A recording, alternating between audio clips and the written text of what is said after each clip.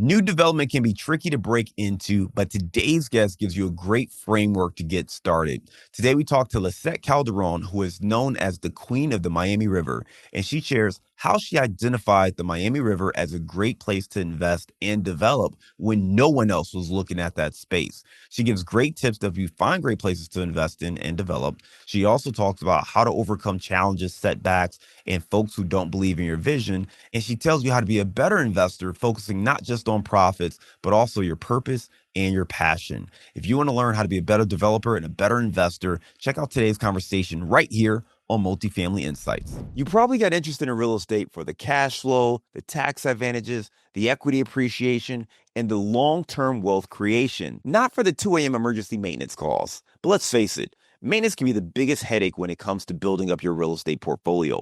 And that's why I want to tell you about a new property management software called Hemlane. See, Hemlane is more than your typical software. It's really like having a property management support system.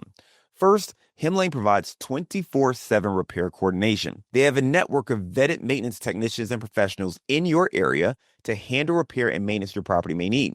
Second, Hemlane helps you advertise your listings and even connects you to licensed agents to help find and place tenants. And third, Hemlane is ranked #1 by Gartner with an average of 4.8 star reviews on repair coordination. Learn how Hemlane can help you manage your properties with 100% transparency and control without the administrative work. And as a Multifamily Insights listener, you will receive 25% off for 2 months when you sign up. Just go to hemlane.com, that's HEMLANE.com, and use Multifamily Podcast 25 as the promo code. Again, that's hemlane.com, or just click the link in the show notes. Lissette Calderon is the founder and CEO of Neology Group, a vertically integrated, lifestyle-driven residential and commercial real estate firm that specializes in transforming undervalued neighborhoods into sought-after communities. Now, Neology achieves this by building what Lissette calls attainable luxury. It's a development concept that provides upscale, highly amenitized living options in the urban core at an attainable price point. Let's welcome to the show, Lissette Calderon. Hello, John. Thank you for having me. So much fun and look forward to this. Yeah, absolutely. It's great to have you on the show. I went over your bio at a very high level, but why don't you take 2 minutes and fill in some of those gaps?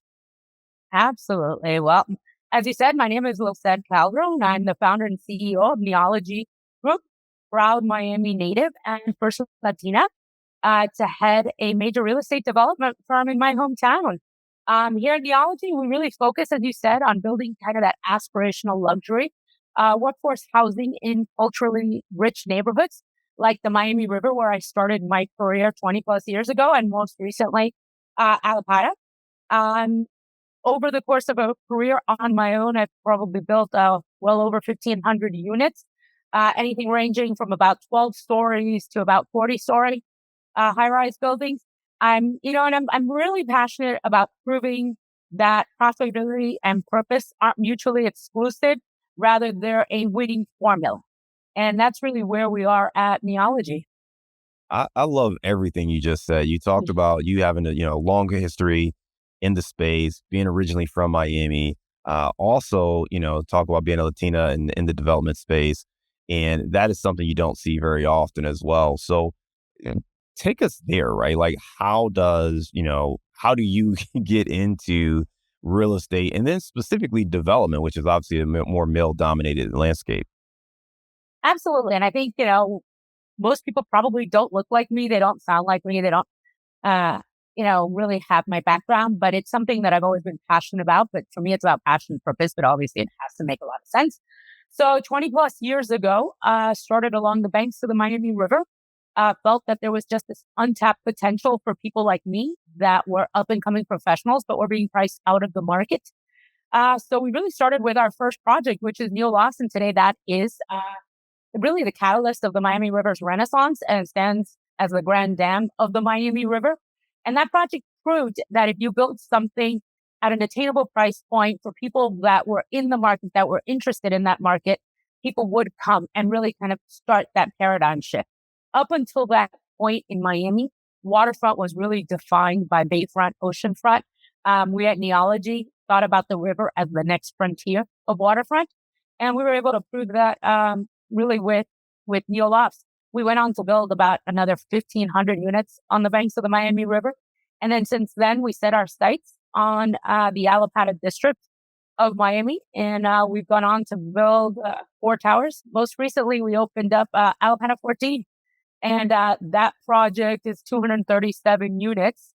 And we're really excited that in 2 months since opening, we're already 67% leased and occupied, showing that there's just an incredible demand for what we're doing and this incredible need.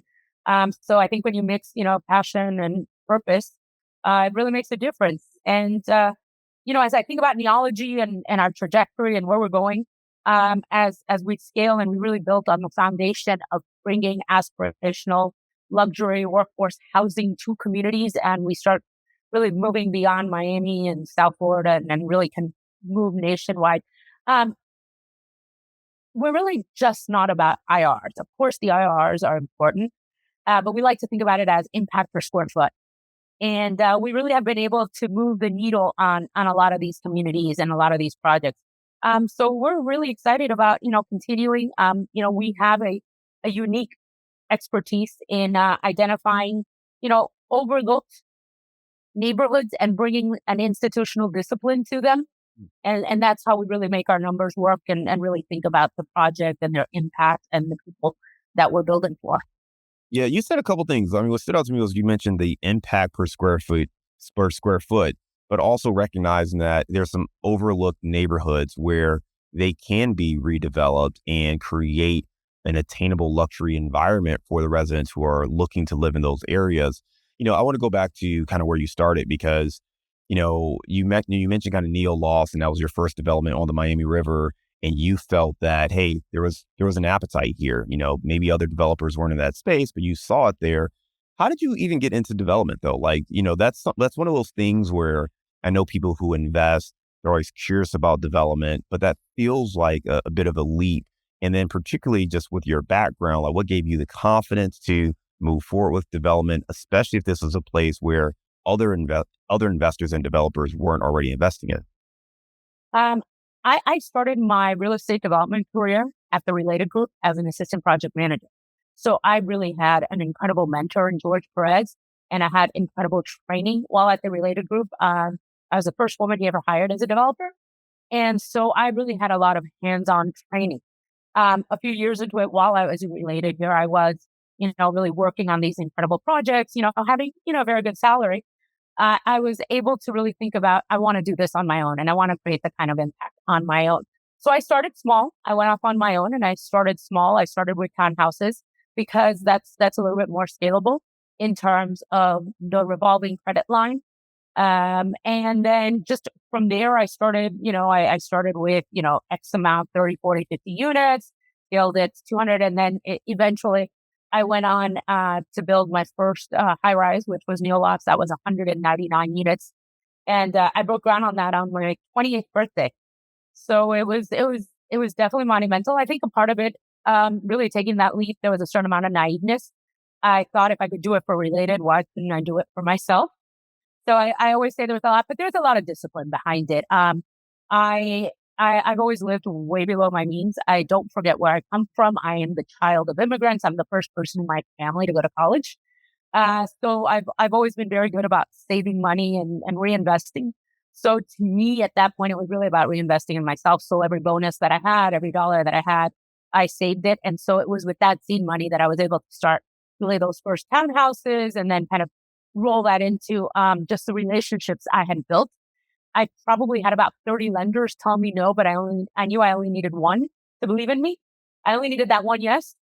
I actually have daughters going through the college process, and I tell them, all you need is that one college that you really want to say yes, and the other ones are irrelevant.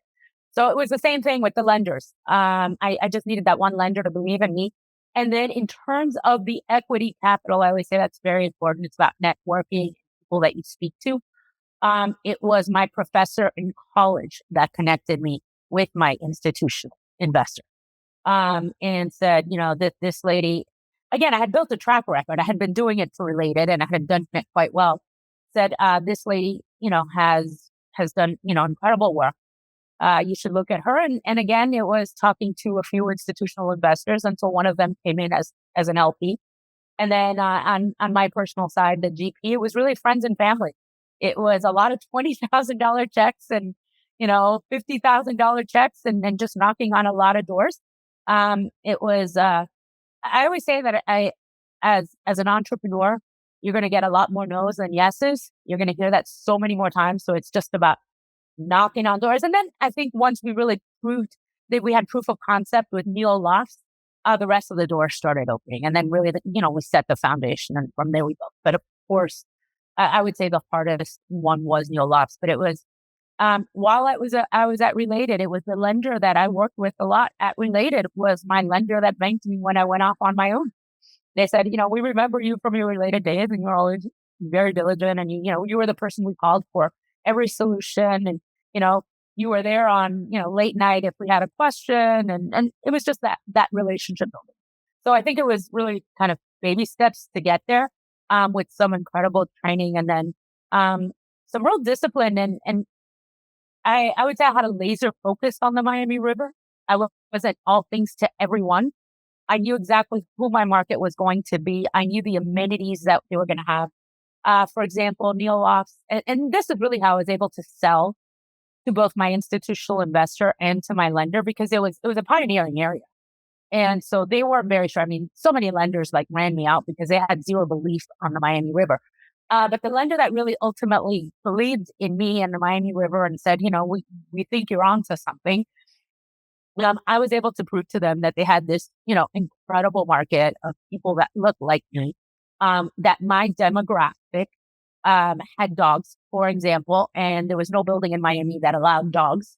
So we just not created a dog friendly. We actually had a dog park.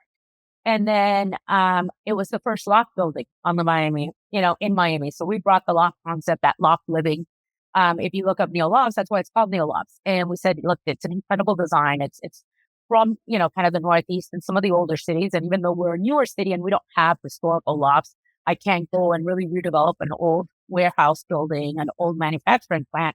I can create something that is inspired by the lofts of New York and so forth, one that I had lived in when I worked there. So it was really about this laser focus on who my market was going to be, on what what was going to drive it. And then it was just looking around what else was going on. I knew that there was, here in Florida, we have Publix, and Publix is incredible. That's our supermarket. And we know that they have great reports. And they were building a Publix down the street. And I said, if Publix is kind of spending this kind of money, I know that this area is going to turn around. Same thing. The Miami River was, for a very long time, the Miami River had been neglected and blighted, and it was going through an incredible cleanup. There was going a dredging project and so forth.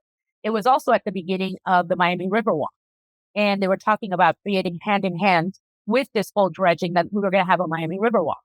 So I was able to work with the municipality and say, well, if I'm going to take the risk, you take the risk and do phase one of the river walk in front of us. So it starts really public-private partnership coming together. And I think that's been part of our secret, that we've always worked very closely with our community, both at the community level, at the, public level. We had a park across the street that St. Andrew had been closed down. That was 1992. I broke ground on Neo Lofts, I want to say 2002.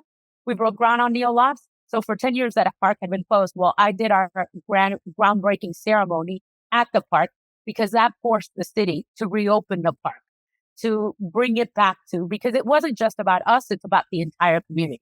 We want our people to walk their dogs through the parks. We want them to exercise in the parks. We want our neighbors to use our commercial downstairs. And even some of the neighbors that are in the neighborhood that maybe we become the value proposition. Something like us hadn't been built, but they love the neighborhood. And so it really was a laser focus. And back then there was no report that really substantiated what we were doing. If you read the reports, it said, the income is not in place, the people are not there. So in that case, it was important. So what I did is I did that one as a condo. And what I did is I went out and got reservation for my condos. Back then, $10,000 was a lot of money to put down towards the reservation. I had 199 units. And when the bank asked me, what is your marketing report? I showed up with 199 reservations that I had done in under 3 months. And I'm like, here's your marketing report. These are all people that want to live there. And so it was, it was thinking a little bit different, thinking outside the box, but, with institutional discipline. That's what I always say.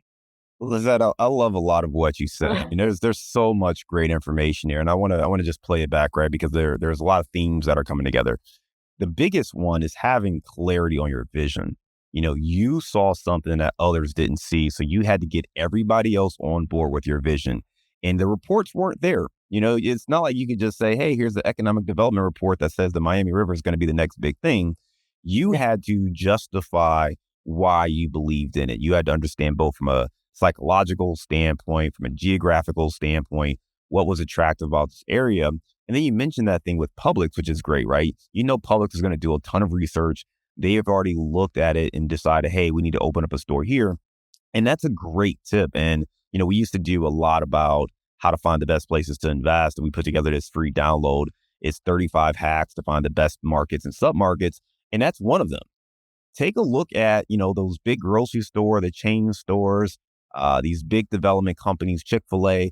They're going to do all that research before they open up a store. They're not just randomly deciding to drop a store here and hope it works. Like, they have done rigorous reports, right, to figure out the demographics and the price points and all these things.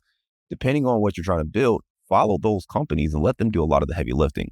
So this is one of the things that I think can help so many people. And by the way, if anyone wants to check that out, you can go to casmoncapital.com, and under resources, you can find that.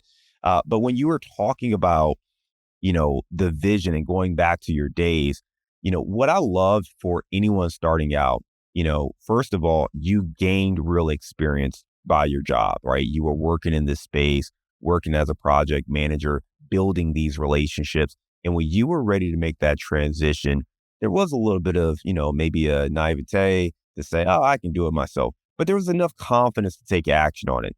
And that's the thing that's important. A lot of people say to themselves, oh, I can do this, but then do nothing.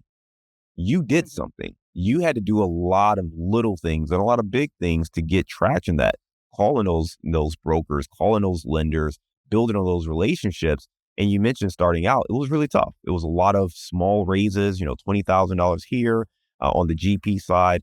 And through a relationship you had from college, your professor actually introduced you to someone who became an institutional level investor.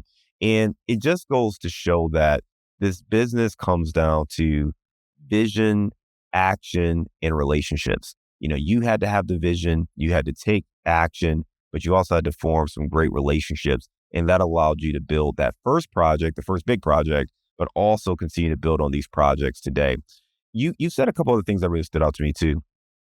I'm getting this notion that you are all about creativity and helping people understand your vision, right? You didn't have that market report. You said, hey, here's 199 deposits, right?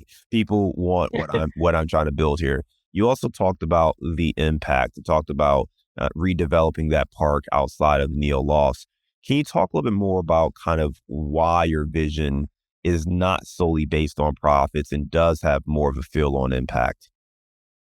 Well, I think it just makes good business sense, very good business sense. And to touch back on, a little bit of what you said, John, when I went back to do, Allapattah, because yes, the Neology was really kind of founded as, as they like to say, the Queen of the Miami River.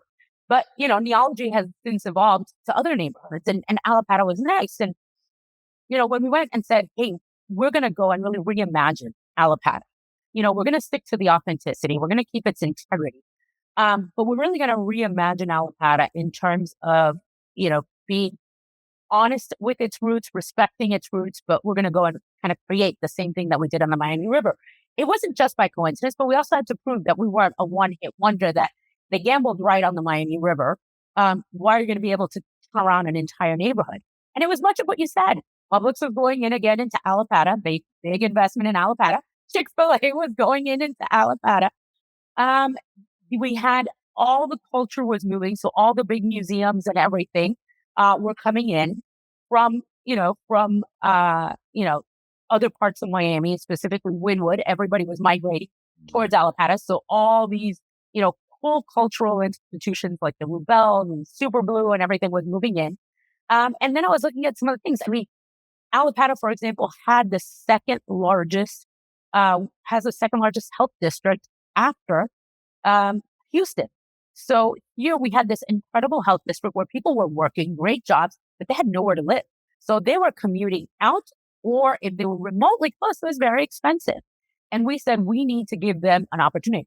Allapattah also had mass transit running through the heart of it. Anybody that's been stuck in Miami traffic, I know we were talking offline about traffic, but anybody that's been stuck in traffic, you can plan for 10 minutes and it's going to take you 1 hour. And mass transit takes away some of that. So we have mass transit running right through Allapattah. So when we went ahead and started reimagining Allapattah back in 2017, we started quietly acquiring property in Allapattah and for since gone on to build 4 towers. It was much of the same fundamentals. So it still rings true, whether it's the Miami River, Allapattah, and other areas that we're always looking at. Yes, we are looking at these neighborhoods, but with a lot of, kind of behind information.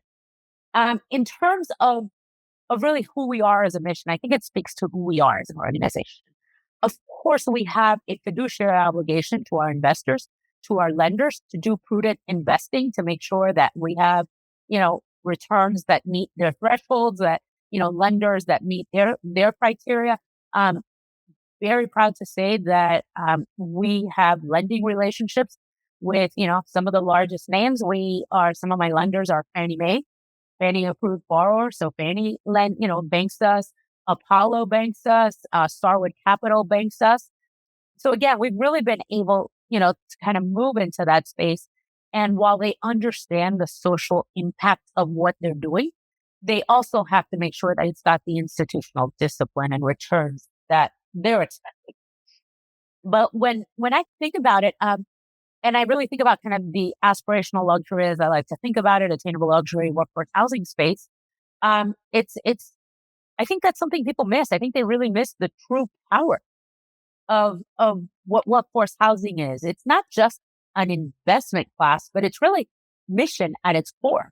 We're not just building buildings, but we're really building an opportunity for the people that are really at the core of our economies. The educators, the hospital workers, the paraprofessionals, the police officers, the transit workers. The engines that drive our economies are who we're really looking to solve the housing issue for them. I think anybody that's opened the paper realizes that there is somewhat of a workforce housing crisis. The middle market is being forgotten. So really, that's what we're solving for. So when we think about, workforce housing, to me, it's really the most, resilient, recession resistant asset class that is out there. And so it just makes good business sense. And I think that's what our partners are seeing at both, on, the entire capital side. What advice would you give to a young developer or someone looking to be a developer for the first time, and they don't have maybe the project management background and experience you have? Maybe they've done more buy and hold multifamily, but they're looking to get into the development. What advice or feedback would you give them? I mean, if you're coming out of college or early on, I always say, start working first because you don't know it all. And it's a very complex process. I always say that I am more than anything a conductor, and all the people that work around me are the musicians. My team are the musicians. They're the ones making the beautiful music. I'm just the conductor. So there are so many moving pieces to it. And I'm only as good as my exceptional team. I'd like to think that, yes, I may be the CEO, but Neology is only as good because of the team and the team that we've built and the people we have. So where my job is to oversee it, there's so many facets. So development, you have to be a laser focus on, are you a good contractor? Do you know the construction side of the business? Do you know the operations side? Do you know the management side of it? Do you know the architectural side of it? Do you know the capital side of it? How are you going to finance this? I always tell everybody, you make money on the buy, not on the sell. So you need to buy right. You need to think about why you're buying, how a lender's going to underwrite to it. So there's all these things. So the first thing I would say is always try to start with someone else, try to get that experience, try to learn that. And you never know. I mean, George and I are still great friends, and maybe one day we'll partner together and do something together. So it's really, and especially in the workforce housing space, there's such unmet demand that I think, welcome anybody else that really wants to come into this space. If you can't do that, I would say probably to start small, start with something that has a lot less risk. The problem with high rise, or even, multifamily, 12 stories, until the building is complete, you really have. So you have to build 200 units before you have anything of real value. And that may turn off some lenders or some partners saying that's just a lot of risk to take early on. Now, you can buy possibly land for 200 townhouses and do them 5 at a time, 8 at a time, 10 at a time. So then once you've done 200 townhomes, which is how I started my career on my own, then I can prove to people I've got the platform, I've got the discipline, I've got the team that can go ahead and effectively implement and execute on this strategy. Because I always say kind of vision without execution is nothing. I have to be able to execute on that vision. And so that's what I'm always out there proving. So I would say probably then, I wouldn't recommend going and try to build a 12-story building with 200 units, kind of out of the gate. But you can build 100 townhomes coming out of the gate or build for rent homes or something along those lines. Yeah, I think it's great advice, right? First step is, hey, if you can, basically be an apprentice or get a job working with a developer, do that. Go partner up with someone else, get the experience, learn under someone else's watch so that you can understand what to do, how to manage the process, what to look out for. That's going to be one of the best approaches. If for some reason that's not an option, the second option is start small. Do a smaller project, look for build for rent homes, townhomes, things like that, where you can scale over time as opposed to trying to take on a huge project where everything has to be done all at once. That's just going to allow you to kind of navigate through the process. If you're building homes or built for rent or anything like that, you're going to learn from that first house or that first townhome, right? The first set of projects that you do, you're going to be able to tighten up your processes, figure out how to get better here, maybe even swap out contractors or partners so that you can build the right team, which is just going to make it easier as you go on and move forward. Speaking of teams, obviously for you building out these projects, you have to have great people around you. You mentioned being the conductor. How do you find the right musicians? Like, tell me about your process for building the right team for your development deals. I think for us, the most important thing is that they share the same value system. So who we are as an organization, why we do it, and why it's important what we do. So everyone on our team has that same value system of what we're doing is important. We wake up every morning and what we do matters. And then I think we all share across the board. We all have that same passion and entrepreneurial spirit. I always tell people, I don't want yes men or yes women. I want people that are constantly challenging us, forcing us to be better, that are questioning, what are we doing? Why are we doing it? Does it make sense? Or can we do it better? And I think across the board, when we're going through the interview process, when people are going through it, we're really looking for those people that want to go out there and make a difference and push the envelope. I always say, give me the young, hungry person that may not know it all, but is really hungry to get out there and learn, as opposed to, someone that believes that they know it all, have done it all, and there's nothing for them to learn. We are all lifelong learners.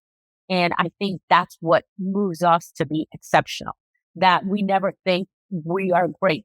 We don't look back on our past successes. We're always looking, how do we improve on what we just did?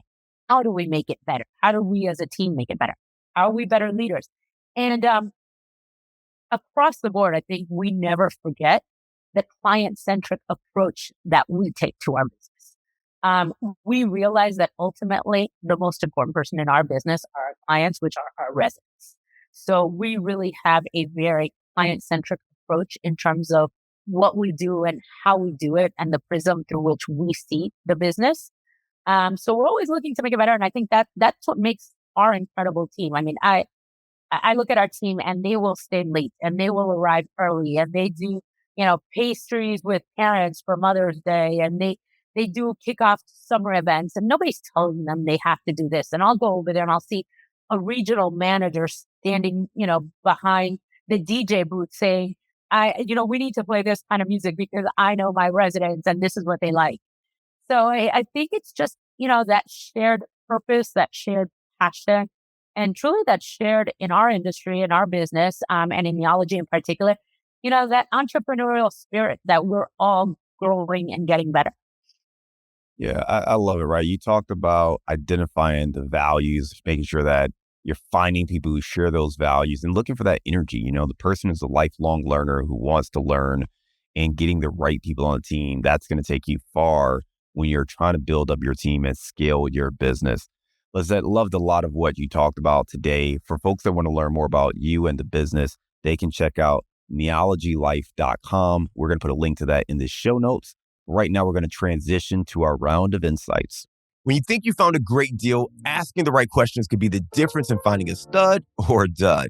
Listen, we've put together a new guide to help you out. It's called 7 Questions You Must Ask Before Investing in Apartments. Now, in this guide, you're going to learn how to uncover red flags, quickly identify underwriting risk, vet sponsors and team members, and confirm key assumptions. Now, this is a guide that's going to help you be a better investor, whether you're an active investor or you're a passive investor looking to partner with other operators. Asking better questions is the key to identifying great opportunities. So download this free guide. Go to our website, casmoncapital.com/7 questions. That's the number 7 questions. And you can access this free guide today. To make it easy on you, though, we've put a link in our show notes. So you go to the show notes, you can click that link and access the guide right now. This guide's going to help you make better investment choices, asking the right questions to build your portfolio. So be sure to download it today. All right, give me a failure or an apparent failure that sets you up for later success. I would go back. I would start with at the time what seemed like the biggest failure of my life. Here I was at University of Pennsylvania, Wharton grad, first person in my family to go to college. And I went on to do what every person that's really good at math does. I went on to become an investment banker on Wall Street. And after a year, I looked at myself in the mirror and I am climbing the ladder, but I think I'm on the wrong ladder. And it was jumping off that ladder and starting at the bottom again and having my job at Related and kind of starting over that at the time felt like the biggest failure. That here I was, I had set my entire educational trajectory and my career to be this incredible, banker on Wall Street. I had seen, all the movies, and here I was going to be, in New York City, and I was back in Miami. And it was that quote unquote failure, what felt like a failure at that moment, that really set the platform for everything that we have done since and created Neology. So it actually worked out in the end. Give me a digital or mobile technology that you would recommend for our listeners. I would say 2. First of all, I have a fixation with AI and how I bring AI into every aspect of our business, again, to get that client-centric approach. So we have AI in our construction. We're always using, the AI modules to see how we get ahead of it.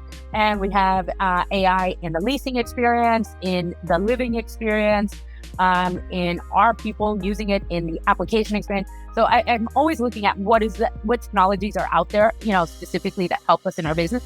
And then as an organization, we use Monday.com. I have a bit of a love affair with that because I think it allows us to have a kind of that institutional discipline. So it's real time. Everybody knows what tasks we're on.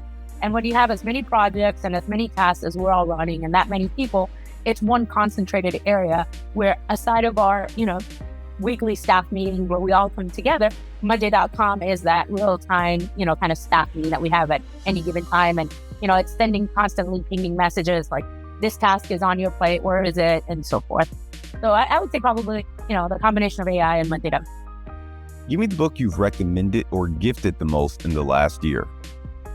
I would say, that one is, but I'll go with, I would say Shoe Dog by Phil Knight.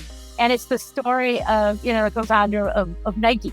And what I like about that book is that it's authentic and it's genuine. It's really telling you, for anybody that wants to build a business, it's going to give you the real honest, hard truth. It's going to tell you about the frustrations, the setbacks, the great moments, the things that go right, the things that go wrong, the resilience, the grit, the tenacity that you need to be an entrepreneur. So I just thought it was a very authentically written book. I thought it was a lot of fun. There's so many business memoirs, but this one was just so honest. So I always tell people that, it's really reading that and kind of embracing that failure is part of the journey. And when you read that book, you realize that, you kind of leave failure at the door and just kind of learn from that.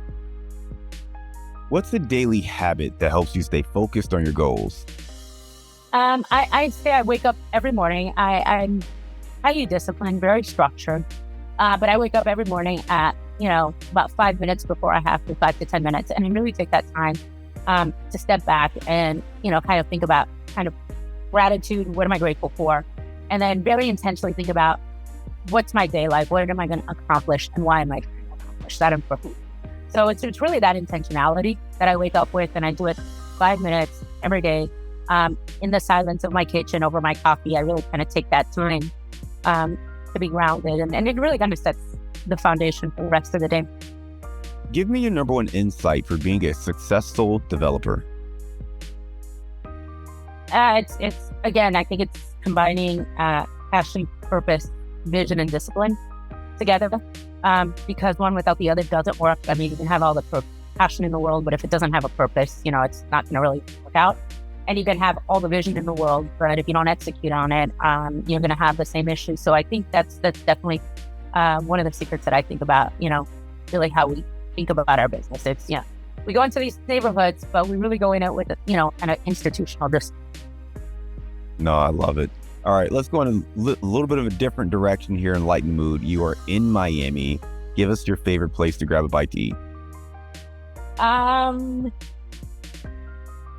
would say Versailles. It's it was established in 1971. It's at the heart of the Cuban community. It's where you can go and have the best Cuban sandwich, or where you can go and grab a little cafecito at the window. To me, Versailles speaks to kind of everything that makes America great, the American dream. And it's really kind of where the Miami spirit and Miami soul is served on a plate. So I would say I have a soft spot for Versailles. Versailles it is. All right. Yes, it is. Well, I love our conversation. You gave us a lot of great insights. I really love just hearing your journey, right? Going from kind of being a young student, first when your family go to college, graduating, going up to New York, being an investment banker, realizing that wasn't the fit, coming back home, and then realizing you wanted to get into development. You transition that to doing your own development deals and seeing something that others didn't see, developing, the neo loft and really creating that lifestyle on the Miami River, and just talking to us about investing, passion, profits, and impact, and just really understanding how to have success, having that vision, and doing all the projects that you and your team are doing today. Again, for folks that want to learn more, check out neologylife.com. We put a link to that in our show notes. And Lissette, I just want to thank you again for a great guest coming on Multifamily Insights. We look forward to staying in touch with you, and I hope you have a great day.